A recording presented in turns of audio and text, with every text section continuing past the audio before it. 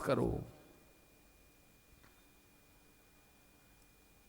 और चौथा स्थान है कि जहां हिंसा होती हो वहां। ये 4 जगह हम तुमको देते हैं। अब ये परीक्षित, ये अब ये कलयुग सोचता है कि परीक्षित तो न तो शराब पीता है, न जुआ खेलता है, न इसकी किसी भी स्त्री पर कोई कुदृष्टि है, और न ही ये हिंसा की भावना से हिंसा करता है। शिकार खेलने को हिंसा नहीं मानते हैं। शिकार उन्हीं पशुओं का करते थे जिन पशुओं से प्रजा को कष्ट होता है। सिंह है और है, इनका करते थे। हर किसी पशु का शिकार नहीं करते थे। राजा को लक्ष्य संधान के लिए शिकार का बाण चलाने का अभ्यास करने के लिए शिकार खेलना होता था। अस्तु, ये चारों बातें इसमें नहीं है कि महाराज 4 बात तो आपने दे दी, एक मैं मेरी तरफ से मांग लूं। ऐसे दे दो महाराज। देखो ये कलयुग है, कलयुग बड़ा कौतुकी है। मांगते समय में कैसा ये जो है बनता है ये, और अंदर में कैसा सावधान वो देखता है कि परीक्षित तो आपाद मस्तक स्वर्ण से विभूषित, मुकुट यहाँ है, गले के अंदर सोना है, और यूं भी सोना है, खूब पहन रखा है। ये जब चलता है तो सोने के आभूषण शड़रक शड़रक आवाज आती है। तो कहा महाराज एक स्थान और दे दीजिए। कौन सा? ये सोना चांदी है, इसमें और रह जाऊँ आपको। ठीक है, रह जाओ। बस इतना कहना हुआ कि उसने कहा अब ठीक है, अब परीक्षित को दबोच लेंगे। अमुनि पंच स्थानानि, ये 5 स्थान दे दिए जहां अधर्म पैदा होता है। कलयुग चला गया और 3 चरण उसके और लगा दिए धर्म के। इस कारण से धर्म चल रहा है, नहीं तो धर्म तो पांगड़ा है, चलाने से चलता है। पर इसने 3 चरण का संधान कर दिया। ऐसा ये परीक्षित था। इस परीक्षित को गर्भ के अंदर ब्रह्मास्त्र से मरते हुए को भगवान ने बचाया। और वही परीक्षित एक ब्राह्मण के शाप से मारा गया। मरा, लेकिन उसके मन में कोई मृत्यु का भय नहीं था। सज्जनों, संतों ने कहा है कि मरना तो होगा, हमारा काम मृत्यु को टालना नहीं है, हमारा काम मृत्यु के भय से बचने का है। मृत्यु से तो बच नहीं सकेंगे। इतना अपने को प्रिपेयर कर लेना चाहिए, तैयार कर लेना चाहिए कि मौत आए तो घबरावे ही नहीं। अच्छा, जाना है, जाना है।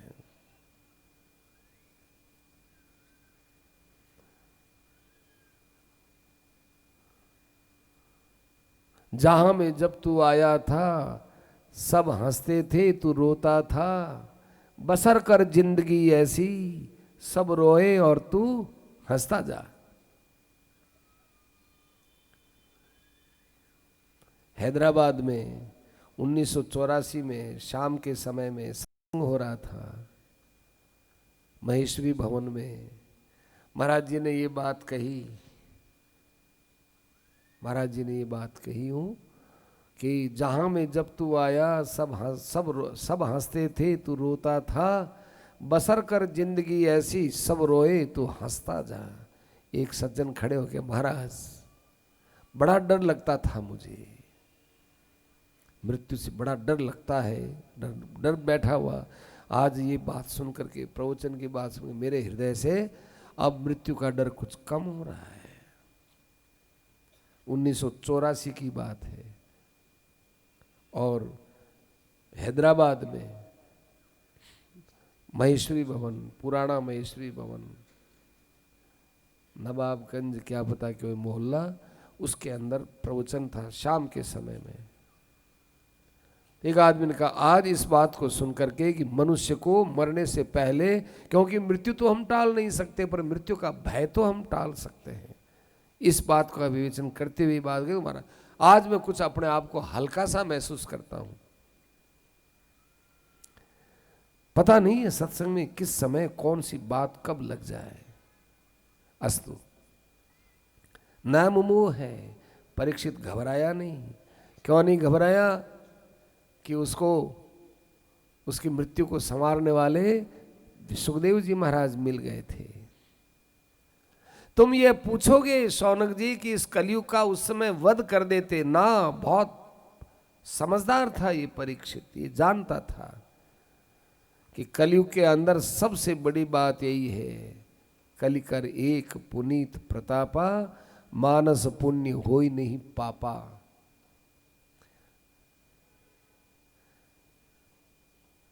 लोग एक बात और कहते हैं, कलयुग में राम नाम है, राम आधारा, सुमरी सुमरी उतर ही पारा। कलयुग केवल नाम आधारा और सुमेरी सुमेरी उतरई पारा। कि पूछे कहाँ लिखा हुआ है? कोई पूछे कि ये कहाँ लिखा हुआ है तो लोग सीधा कहते रामायण में लिखा हुआ है। रामायण में हमने इतनी बार पाठ किया, ये तो नहीं आया।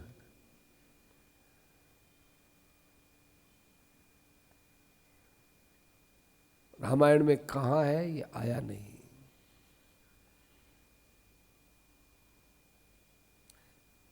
अस्तु, माने कलयुग के अंदर भगवान की कथा सुन लो, भगवान का नाम ले लो, इतने मात्र से कल्याण हो जाएगा। ये बात समझते हुए उसने ये किया है। शौनकादियों ने पूछा महाराज आपकी बातें हमको बहुत अच्छी लग रही हैं। अच्छा, उन्होंने क्या कहा सूत जी ने? कि उन्होंने सुखदेव जी से ज्ञान लिया और ज्ञान लेकर के अपना शरीर छोड़ दिया और शरीर छोड़ने से उनकी मुक्ति हो गई। ये हमने आपको कथा सुना दी। शौनक जी कहते हैं महाराज ऐसे आप हमको बच्चों की तरह से छोटी छोटी गोलियां दे करके राजी मत करो। छोटा बच्चा है, ले गोली ले ले, ऐसे राजी मत करो। हमको आपकी कथा में इतना आनंद आ रहा है, हम ये इतना बड़ा यज्ञ कर रहे हैं, आज हमको लगता है कि यज्ञ वगैरह कथा के सामने सब फीके हैं। यज्ञों से तो धुआं उठता है, धुआं उठता है तो कालिमा होती है, लेकिन आपके ये जो कथाएं हैं, इन कथाओं से तो प्रकाश फैलता है महाराज। आज हमको पता चला है कि स्वर्ग का क्या, मुक्ति का भी यदि सुख होता हो तो भी एक भगवत प्राप्त महापुरुष के सुख के सामने वो कुछ भी अंश नहीं रखता है।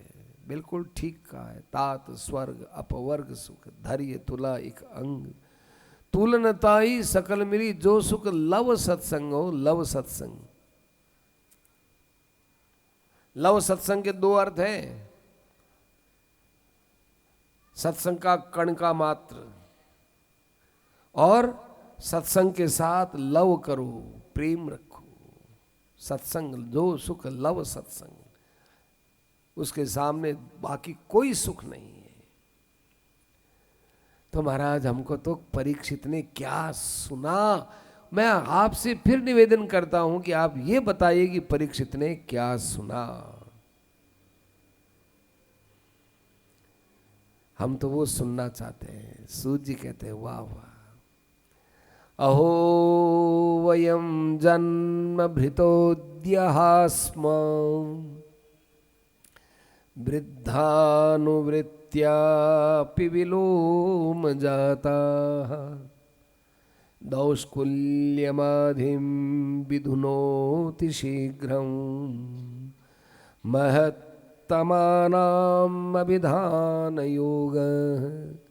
लोग हमको कहते थे कि तुम सूत जाति में पैदा हुए।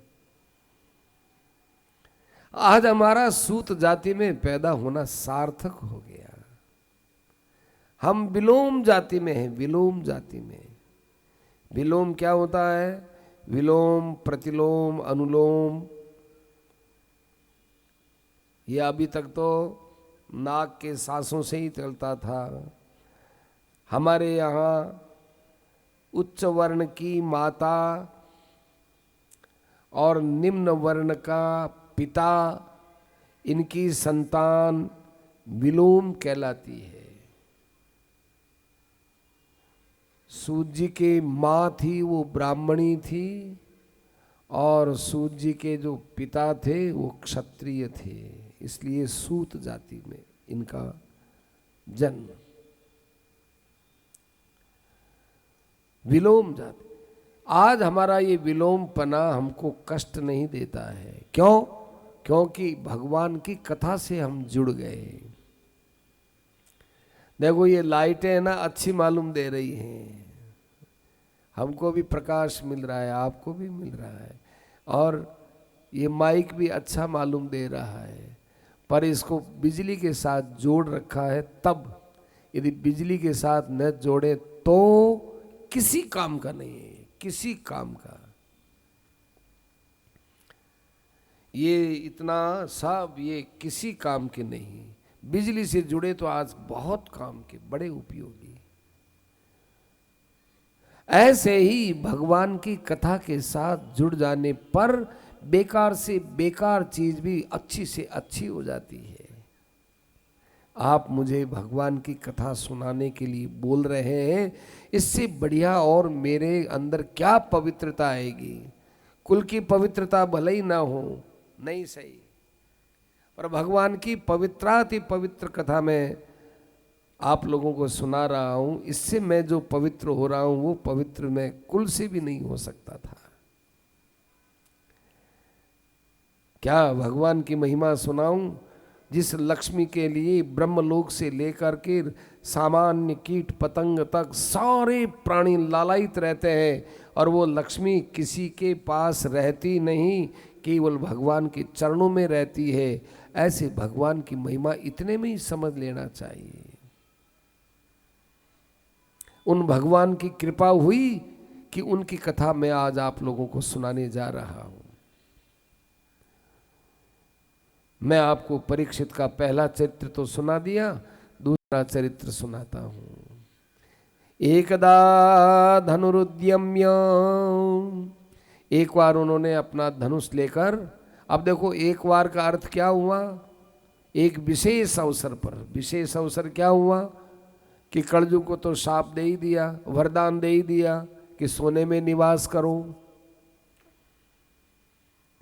परीक्षित के जाने क्या जची दिमाग में कि चलो चलो अपने बाप दादों का धन तो देखो कितना है। बड़ा सुंदर मुकुट, बड़ा अच्छा धन सिर पर रखा। अब कलयुग सवार हो गया माथे पर, क्योंकि सोने में कलयुग रख दिया यहाँ।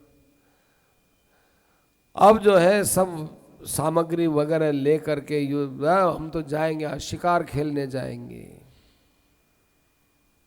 शिकार खेलने गया, भूख प्यास लगी आई,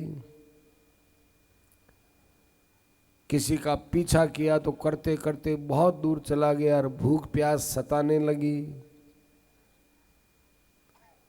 देखो राजा है और आज भूखा मर रहा है, प्यासा मर रहा है। शिकार खेलने गए, राजा के पास खाने पीने की कमी है क्या? प्रारब्ध बलवान है। अस्तु राजा गया और जाकर के कहीं उसको जल नहीं दिखाई दिया। एक आश्रम में गया, आश्रम में एक ऋषि बैठे हुए, शांत चुपचाप, उनकी मन बुद्धि इंद्रियां स्वरूप में डूबी हुई थी, इसलिए वे इंद्रियों से परे थे। तो कोई राजा आया तो पता नहीं, कोई शब्द वहां तक पहुंचा नहीं। गहरी नींद में आप रहते हैं और कोई आदमी बोलता है तो आपको सुनाई थोड़ा ही देता है, और वो तो गहरी नींद है सज्जनों।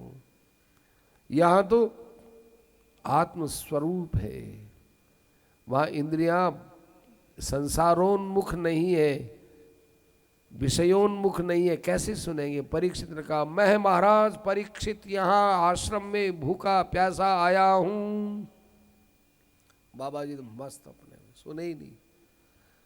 राजा को क्रोध आ गया, हे परीक्षित, आप अभिमन्यु के पुत्र, अर्जुन के पौत्र, भगवान श्री कृष्ण के भांजे के बेटा, एक ऋषि पर क्रोध क्यों कर रहे हो? ऋषि पर क्रोध क्यों कर रहे हो? ऋषि पर क्रोध इसलिए किया कि कलयुग उनके माथे पर बैठा है। हमारी बात पर ये ध्यान नहीं देते। हम इतने भूखे प्यासे भूमंडल के राजा यहाँ आए, एक फकीर हमारे स्वागत के लिए न उठता है, न हमको जल फल के लिए पूछता है, और समाधि का स्वांग बनाता है। देखें समाधि इसकी कैसी है, मरा हुआ सांप उठाया, धनुष के अग्रभाग से लाकर उसके गले में डाल दिया। देखें इसकी समाधि कैसी है, गले में डाल दिया और रवाना ही हो गया। अरे परीक्षित, परीक्षा लेनी है तो ढंग से तो परीक्षा ले, तेरा नाम तो सार्थक कर, निर्णय तो कर कि ये परीक्षा में पास है कि फेल है, उत्तीर्ण है कि अनुत्तीर्ण है, बता तो सही। पर कलयुग बैठा है ना, कलयुग जब सिर पर रहेगा तो कोई काम अच्छा थोड़ा ही होगा। डाल दिया और रवाना हो गया, मूर्ख कहीं का। परीक्षा करता रवाना हो गया। किसी ने जाकर उसके बेटे को कहा कि अरे तू तो यहां हंसता खेल रहा है, तेरे बाप के गले में राजा ने आकर के सांप डाल दिया है। क्रोध करके उसने, नदी बह रही थी, नदी का जल लिया और शाप दिया कि 7वें दिन इसको तक्षक नाग डस जाएगा। ध्यान दीजिए गहराई से, परीक्षित को नदी दिखाई नहीं दी। परीक्षित प्यासा है, नदी के पास में ये आश्रम है और नदी के पास में बेटा खेल रहा है, और प्यास के मारे वो परीक्षा ले रहा है और परीक्षा भी पूरी नहीं ली। अर्थात कलयुग होता है तब उसको वास्तविकता के दर्शन नहीं होते हैं। कलयुग के साथ में तो यही बात थी बस। तत्पश्चात वो अपने बाप के पास आया और खूब रोया बच्चा, सांप को दूर करके। बाप ने कहा, बेटा क्या बात है, रोता बहुत है तू, क्या बात हुई? पिताजी वो राजा आया परीक्षित, घमंड में आकर आपके गले में मरा हुआ सांप डाल दिया। सांप तो तमोगुणी होता है, उसका तो स्पर्श ही इतना गंदा रहा। आपका पवित्रतम शरीर, आप अपनी साधना में लगे हुए, आपके ऊपर मरा हुआ सांप ला करके डाला, मैं कैसे सहन कर सकता था? इसलिए मैंने उसको तक्षक नाग से डसने का शाप दे दिया। मेरा बेटा होकर इतना क्रोधी, ब्राह्मण को इतना क्रोध अच्छा लगता है? राजा है वो, दुष्टों का निग्रह करता है। इसी कारण से तो हमारे धर्म की रक्षा होती है, और तुम ऐसा करते हो? जाओ, तुमने ये मेरे चित्त को अप्रसन्न किया है। ब्राह्मण है हम, ब्राह्मण का सारा समाज आदर इसलिए करता है कि ब्राह्मण में सहन शक्ति होती है। ब्राह्मण का कोई तिरस्कार करे तो वो मुस्कुराता है, कोई उसका धक्का मुक्का देवे तो वो क्षमा करता है, वो कभी किसी का बुरा नहीं चाहता है। राजा बेचारा भूखा था, प्यासा था। अब हम कह देंगे तू खेलने गया था, तो तेरे खेल अनिवार्य था क्या? यहाँ अतिथि सत्कार तो तुमने किया नहीं और खेलने में चला गया। गलती तुम्हारी, और गलती देखते हो तुम राजा की। अब यदि मैं तुम्हें शाप दूं तो जो अपराध तुमने किया वही अपराध मैं कर दूंगा।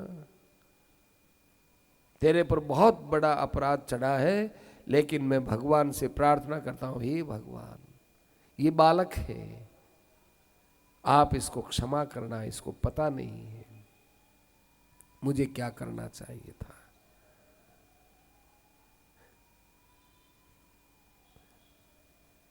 सूत जी महाराज कहते हैं कि ये संत के लक्षण होते हैं। सोने को तपाओगे तो सोना चमकेगा। संत को कोई तकलीफ देगा तो संत के सद्गुण अंदर से प्रकट होंगे, पर तपाना नहीं चाहिए। संत की परीक्षा नहीं लेनी चाहिए। अस्तु, इधर तो ये हुआ। राजा अपने महल में पहुंचा और अपने सब अस्त्र, अपने जितने आभूषण थे उठा करके रख दिए सब। मन में भी अरे, परीक्षित जैसा राजा, भगवान के भांजे का बेटा, अनंत क्षमा का जो सागर है भगवान, उसके आगे पीछे के वंश में पैदा होने वाला मैं, अर्जुन का पौत्र, अभिमन्यु का पुत्र, माता उत्तरा का बेटा, ऐसा मेरी दादी सुभद्रा जो कृष्ण की बहन, ऐसा मैं एक संत का तिरस्कार किया। और संत इतने क्षमाशील, उन्होंने मेरी तरफ देखा भी नहीं, मेरे अपराध को जाना भी नहीं, देखा भी नहीं। निश्चित रूप से मेरा पतन होना चाहिए। वो आज क्रोध करें और अपने क्रोध से मुझे जला डालें, मेरा सारा राज्य जल जाए तो भी कम अपराध है, तभी उनका क्रोध कम है, मेरा अपराध इससे भी ज्यादा है। देखो, ये परीक्षित का सबसे बड़ा गुण है कि अपने अपराध का बोध हो गया। सज्जनों, आजकल जानते हुए भी हम, अपराध का बोध करते हुए भी हम अपने अपराध को स्वीकार नहीं करते। कितना हमारे अंदर कलजुग घर कर गया है। जानते हैं कि अपराध है, भाई गलती हमने की है, पर कह नहीं सकेंगे ना साहब हमने कोई गलती नहीं की, कुछ भी कर लो। गलती को गलती स्वीकार नहीं करते, अपराध को स्वीकार किया है। इतने में ही आकर किसी ने सूचना दी कि महाराज, आज आपने कोई ऋषि का अपराध किया है, उस ऋषि के पुत्र ने आपको शाप दिया है, आज के 7वें दिन आपकी तक्षक नाग से मृत्यु होगी। धन्यवाद उस ऋषि पुत्र को, बहुत अच्छा किया, मेरी मृत्यु तो ऐसी ही होनी चाहिए थी, फिर भी मुझे 7 दिन का मौका दिया। 7 दिन तो बहुत होते हैं। अपने पुत्र को लाकर राजगद्दी पर बैठा करके और स्वयं वह परीक्षित गंगा के किनारे चला गया। जाने क्या बात थी, उसी समय में 25 ऋषि आए, जो सिरमौर ऋषि थे ना, अत्रि, वशिष्ठ, च्यवन, शरद्वान, ये बड़े बड़े ऋषि मुनि सब वहां आए। नारद जी महाराज आए, मैत्रेय जी आए, सब आए। परीक्षित ने कहा, महाराज आप सब यहां पधारे, बड़ी मेरे पर कृपा हुई। कितना अच्छा ये मुझे शाप दिया कि जिससे मेरा आराम से वैराग्य हो गया। ये तो मृत्यु बहुत अच्छी चीज है, मृत्यु से तो वैराग्य लेते नहीं अलग बात है, लेकिन मृत्यु तो वैराग्य सिखाती है। हमारी बचपन की मृत्यु हो गई, हमारी युवावस्था की मृत्यु हो गई, हमारी इस अवस्था की मृत्यु हो रही है, शरीर की मृत्यु होगी, फिर भी हम वैराग्यवान नहीं होते। जन्म गयो हरि भगति बिन। चौथी अवस्था में आते हुए भी वैराग्य नहीं होता। पहले 25-25 वर्ष की थी बातें, अब आजकल तो भाई 15-15 वर्ष में ही सब समझ लेना चाहिए। 15 वर्ष 15 वर्ष 15 वर्ष, अब 45-50 वर्ष के बाद आदमी को ढलते जाना, ज़्यादा से ज़्यादा 60 वर्ष समझ लो। 60 वर्ष यदि आ गए तो बस अब तो अपना काम धंधा बाल बच्चों को सौंप दो कि बेटा अब तुम करो, हमें तुमसे कुछ नहीं चाहिए, भोजन और कपड़ा, और इसके अलावा कुछ नहीं चाहिए। समय पर रोटी दे दो, समय पर कपड़ा दे दो हमारे, बस। बीमार सिमार हो जाए तो दवाई पानी की व्यवस्था कर दो। हमको धन की जरूरत नहीं, तुम जानो तुम्हारा काम जाने, छोड़ो तो सही। बात चली तो एक सज्जन ने कहा कि महाराज 60 वर्ष आते आते तो हम व्यापार में परिपक्व होते हैं, व्यापार करने की तो उम्र ही अब आई है। ये जवाब दिया। इतने दिन तक करते करते परिपक्वता आती है, आप कहते छोड़ दो। अरे हम क्या कहते हैं, कह कबीर कहता डरूं, मैं क्या कहूँ, गोरख के उसका मैं क्या करूं। हम थोड़ी कहते हैं, हमारी बोली हमारा मुंह इस बात को कहने लायक है क्या? ये महापुरुषों की कही हुई बात है।